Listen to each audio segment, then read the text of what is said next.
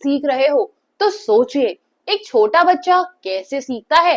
वो नए शब्दों को सुनता है, उनका यूज देखता है और धीरे धीरे उन्हें अपनी कॉन्वर्सेशन का हिस्सा बना लेता है।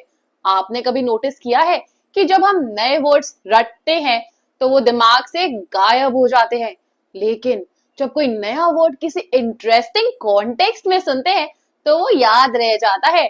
यही रीजन है कि बचपन में सुनी हुई कहानियां या टीवी शोज के डायलॉग्स आज भी दिमाग में फ्रेश है। एक स्टडी के मुताबिक हम जो नए वर्ड सीखते हैं उसमें से 70% एक हफ्ते के अंदर भूल जाते हैं, अगर उन्हें रियल लाइफ कॉन्टेक्स्ट में नहीं देखा जाए। तो डिक्शनरी पढ़ने या रट्टा मारने से ज्यादा बेहतर तरीका क्या हो सकता है? News headlines. आज के वीडियो में हम सीखेंगे न्यूज हेडलाइंस का यूज करके इंग्लिश वोकैबुलरी कैसे इंप्रूव करें, डेली न्यूज से नए वर्ड्स का रियल वर्ल्ड कॉन्टेक्स्ट कैसे समझे, एक स्ट्रक्चर्ड मेथड जो नए वर्ड्स याद रखने और इफेक्टिवली यूज करने में मदद करेगा, और अंत में एक प्रैक्टिकल एग्जाम्पल भी। तो चलिए शुरू करते हैं, क्योंकि अब इंग्लिश के लिए किताबों पर टिके रहने का टाइम गया। सबसे पहले न्यूज हेडलाइंस का यूज करके इंग्लिश वोकैबुलरी कैसे इंप्रूव करें। जब हम कोई भी न्यूज पढ़ते हैं तो हम सिर्फ इंफॉर्मेशन नहीं ले रहे होते, हम लैंग्वेज का रियल वर्ल्ड यूजेज भी समझ रहे होते हैं। क्योंकि हेडलाइंस कॉन्साइज होती है, उनका इम्पैक्ट स्ट्रॉन्ग होता है और हर हेडलाइन एक रियल वर्ल्ड सिनेरियो को रिप्रेजेंट करती है जो नए वर्ड्स याद रखने में हेल्प करता है। मान लीजिए आपने एक हेडलाइन देखी, stock market plummets amid economic uncertainty.